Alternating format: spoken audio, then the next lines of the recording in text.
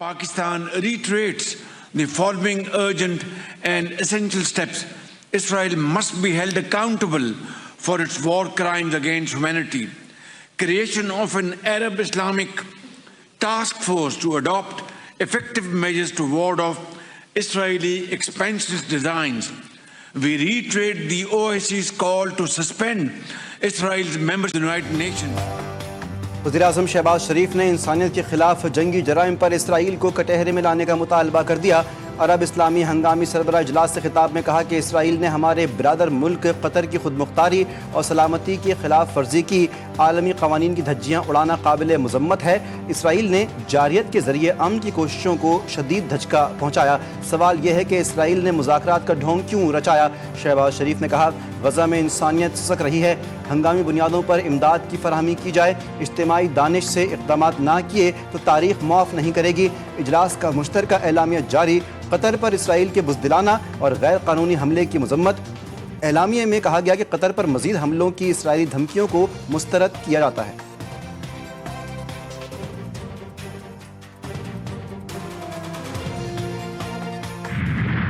Who work consistently to assassinate the party that is in negotiation will certainly do everything to ensure the failure of negotiations. When they claim that they seek the liberation of hostages is a mere lie.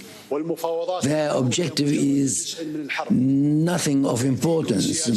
It is the negotiations are only part and parcel of a scheme to fulfill their objectives. This has been their tradition.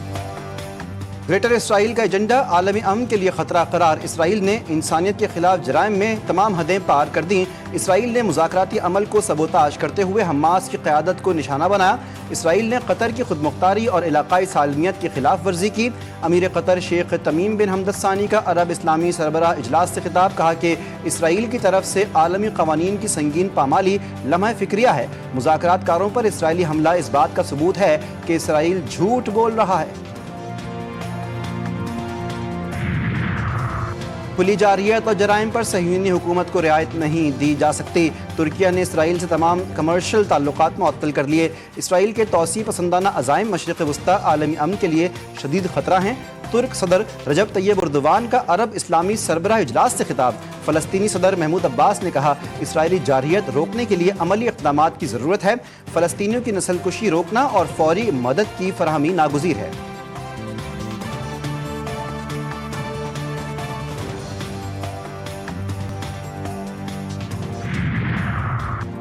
वज़ीर-ए-आज़म की Saudi वली अहद मोहम्मद बिन सलमान से मुलाकात। दोहा पर Israeli हमले के बाद की सूरत हाल पर तबादला ख्याल।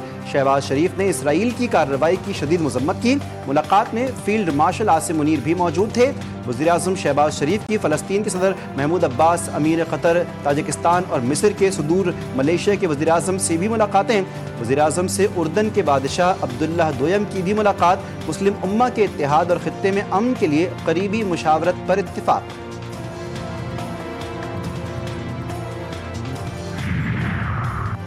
इसराइल का कतर और ईरान पर हमला अचानक नहीं बल्कि मनसूबा बंदी था। हमारी खुदमुख्तारी और अवाम की इज्जत पामाल की। इसके मज़ीद जराइम बर्दाश्त नहीं किए जाएंगे। गज़ा, बैरूत और यमन में होने वाले मज़ालिम पर खामोशी नाकाबिल कबूल है। अरब और इस्लामी ममालिक इसराइली धमकियों का डट कर मुकाबला करें। ईरानी सदर मसूद पज़ेश्कियान का दोहा कॉन्फ्रेंस में अरब और इस्लामी ममालिक पर मुत्तहिद होने पर जोर। सदर मसूद पज़ेश्कियान ने कहा, गुज़श्ता 2 साल से गज़ा और फ़लस्तीनी शदीद मज़ालिम सह रहे हैं। गज़ा इस वक्त भी इसराइली बमबारी की जद में है।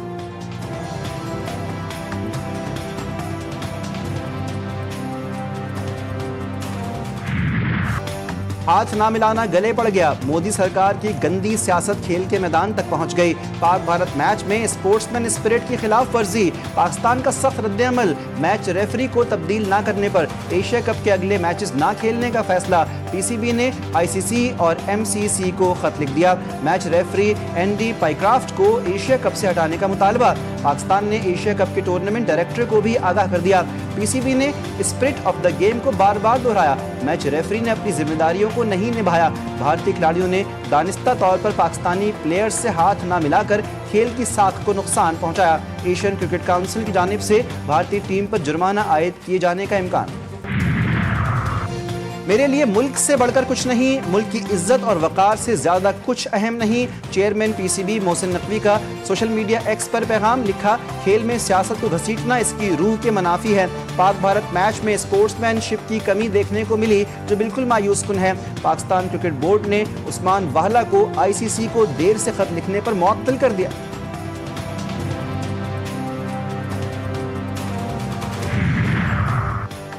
پاکستانی فوج کے ہاتھوں ذلت کو بھارت کرکٹ سے چھپانے کی کوشش کر رہا ہے۔ وزیر دفاع خواجہ آصف کا بھارتی کپتان سوریہ کمار کے بیان پر جواب، لکھا کہ معرکہ حق میں بھارت کو عالمی سطح پر رسوائی کا سامنا کرنا پڑا۔ بھارتی فضائیہ نے بھاری نقصان اٹھایا، رفائل بھی نہ بچے۔ ناقدین کی بے بسی سمجھتی ہوں، تنقید کرنا آسان ہے لیکن محنت کرنا مشکل کام ہے۔ وزیر اعلیٰ باہر نکلے تو سب کو کام کرنا پڑتا ہے۔ وزیر اعلیٰ پنجاب مریم نواز کا پہلے الیکٹرک بس پروجیکٹ کی افتتاحی تقریب سے خطاب، کہا کہ جب تنقید سنتی ہوں تو حیران ہوتی ہوں، کام کرنے پر تنقید کر رہے ہیں۔ پہلی دفعہ سنا ہے کہ ناقدین کہہ رہے ہیں کہ وزیر اعلیٰ پنجاب کام کیوں کر رہی ہیں۔ کشتی میں بیٹھی تو تنقید ہوئی کہ چیف منسٹر کیوں بیٹھ گئیں۔ 2022 میں سیلاب آیا تھا تو اس وقت کے وزیر اعظم نے فضائی دورہ کیا، اینک ٹھیک کی اور کہا او ہو بہت تباہی ہوئی۔ پنجاب میں سیلاب سے تباہی کا سلسلہ نہ رک سکا، خانیوال کے مقام پر دریائے راوی بھر گیا، ہزاروں ایکڑ پر فش فارمز ڈوب گئے، مچھلیاں پانی میں بہہ گئیں، فش فارم سے وابستہ افراد کو کروڑوں روپے کا نقصان۔ مظفر گڑھ میں دریائے چناب کے سیلابی ریلے سے ضلع بھر میں 150 موضوعات زیر آب۔ فصلیں دریا برد احمد پور سیال میں سیلابی ریلے سے 90% آبادی متاثر، پنڈی بھٹیاں کی شہری آبادی 15 روز بعد بھی سیلابی پانی میں گھری ہوئی ہے، کروڑوں روپے کی املاک کو بھی نقصان پہنچنے کا خدشہ، کئی گھروں اور دکانوں کی بنیادیں بیٹھ گئیں، انتظامیہ تاحال پانی نکالنے میں ناکام۔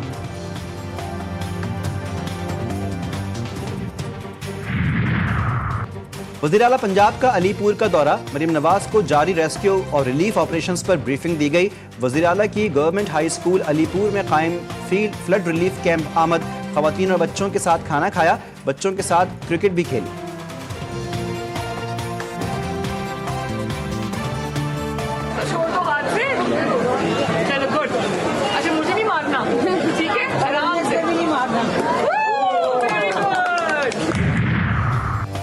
مانسون بارشوں کا 11واں اسپیل برسنے کو تیار، آج سے 19 سپٹمبر تک پنجاب کے بیشتر اضلاع میں شدید بارشوں کی پیشگوئی۔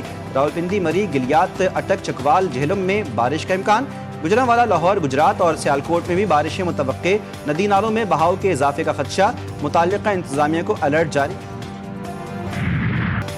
ملک کو دہشت گردی سے پاک کرنے کا mission, security forces in action. Khyber Pakhtunkhwa میں 2 الگ آپریشنز میں 31 خوارج مارے گئے، لکی مروت میں 14، بنوں میں 17 بھارتی حمایت یافتہ دہشت گردوں کو انجام تک پہنچایا گیا۔ پاک فوج کا دہشت گردی کے خاتمے کا عزم، صدر مملکت، وزیر اعظم اور وزیر داخلہ کا دہشت گردوں کے خلاف کامیاب آپریشنز پر سیکیورٹی فورسز کو خراج تحسین۔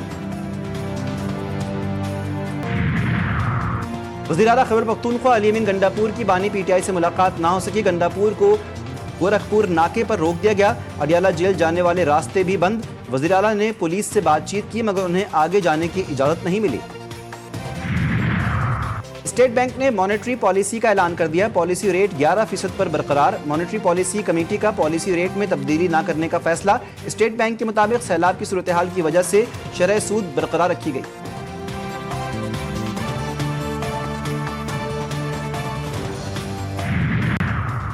صدر آصف زرداری سے شنگھائی الیکٹرک کے چیئرمین کی ملاقات، پاکستان کی توانائی ضروریات پوری کرنے میں شنگھائی الیکٹرک کے کردار کو سراہا۔ آصف زرداری کی شنگھائی الیکٹرک کو پاکستان کے ٹرانسمیشن اور ڈسٹریبیوشن نظام میں سرمایہ کاری کی دعوت۔ شنگھائی الیکٹرک کے سی ای او کا پاکستان میں ملازمین کے لیے سیکیورٹی انتظامات پر اظہار تشکر۔ تھر میں کوئلہ گیسیفیکیشن پلانٹ کے قیام کے لیے مفاہمت کی یادداشت پر دستخط، خاتون اول آصفہ بھٹو زرداری اور chairman Peoples party Bilawal Bhutto بھی ہمراہ تھے۔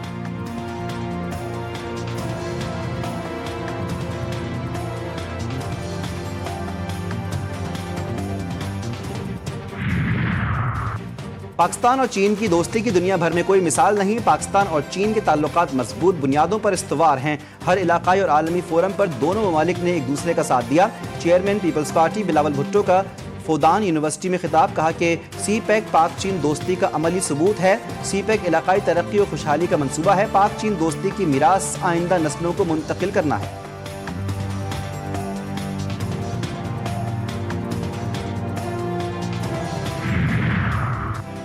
وزیر اعلیٰ سندھ مراد علی شاہ اور وفاقی وزیر ماحولیات مصدق ملک کی ملاقات، نقصانات کم سے کم کرنے کے لیے عالمی برادری سے مدد مانگ لی۔ دونوں رہنماؤں کا اگلے مانسون سے قبل 300 دن کا ماحولیاتی پلان بنانے پر اتفاق۔ مراد علی شاہ نے کہا کہ اس مرتبہ دریائے سیلاب تھا جس نے مسائل پیدا کیے، ہمیں سکھر بیراج کی گنجائش بڑھانی ہے، کچھ بندوں کی حالت نازک ہے۔ مصدق ملک بولے کہ سیلابی صورتحال سے نمٹنے کے لیے ہمیں عالمی برادری کی مدد درکار ہے۔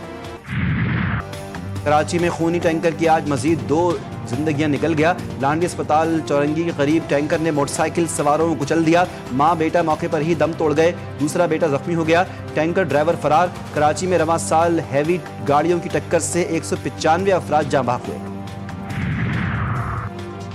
کراچی کے علاقے سرجانی سے بچی کی پھندہ لگی لاش ملی، شناخت 9 سالہ آسیہ کے نام سے ہوئی۔ پولیس کے مطابق متوفیہ کے والدین میں جھگڑے ہوتے تھے، جھگڑوں سے تنگ آ کر بچی نے خودکشی کی۔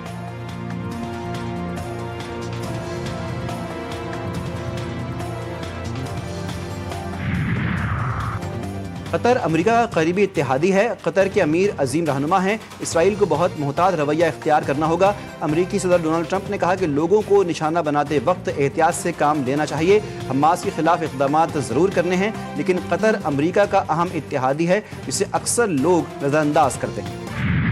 مردہ ضمیر اسرائیل کے غزہ پر وحشیانہ حملے جاری۔ غزہ کی وزارت صحت کے مطابق پیر کی صبح سے اب تک اسرائیلی حملوں میں 50 فلسطینی شہید ہو گئے، شہداء میں 6 سالہ جڑواں بچے بھی شامل۔ اسرائیلی فوج نے خان یونس کے قریب امداد کے منتظر 5 افراد کو فائرنگ کر کے شہید کر دیا۔ اسرائیلی حملوں میں 3 صحافی بھی شہید ہوئے۔ شہید صحافیوں میں ایمن ہنیہ، ایمان الزمیلی اور صحافی محمد الکویفی شامل ہیں۔ گزشتہ 24 گھنٹوں میں بھوک اور غذائی قلت سے مزید 3 فلسطینی شہید ہو گئے۔ غذائی قلت سے شہید ہونے والوں کی مجموعی تعداد 425 ہو گئی، جن میں 125 بچے شامل ہیں۔ امریکی وزیر خارجہ مارکو روبیو نے اعلان کیا، واشنگٹن اسرائیل کو غزہ میں اپنے مقاصد کے حصول کے لیے غیر متزلزل حمایت فراہم کرے گا۔ ایمی ایوارڈز کے دوران کئی فنکاروں کا فلسطینیوں سے اظہار یکجہتی۔ اداکارہ ہنا آئنبائنڈر نے اسٹیج پر فری پیلسٹائن کا نعرہ لگایا، کہا کہ فلسطین کا مسئلہ ان کے دل کے بہت قریب ہے، اسی لیے انہوں نے کھلے عام اظہار کیا۔ اور T20 ایشیا کپ کے مقابلے، متحدہ عرب امارات نے عمان کو 42 رنز سے شکست دے دی۔ 173 رنز کے ہدف کے تعاقب میں عمانی ٹیم 130 رنز پر ڈھیر۔ اماراتی بولر جنید صدیقی نے 4 شکار کیے، محمد وسیم نے 59 رنز کی اننگز کھیلی۔ سری لنکا کی ٹورنامنٹ میں مسلسل دوسری کامیابی، ہانگ کانگ کو 4 وکٹ سے شکست دے دی۔ 150 رنز کا ہدف 19ویں اوور میں 6 کھلاڑیوں کے نقصان پر حاصل کیا۔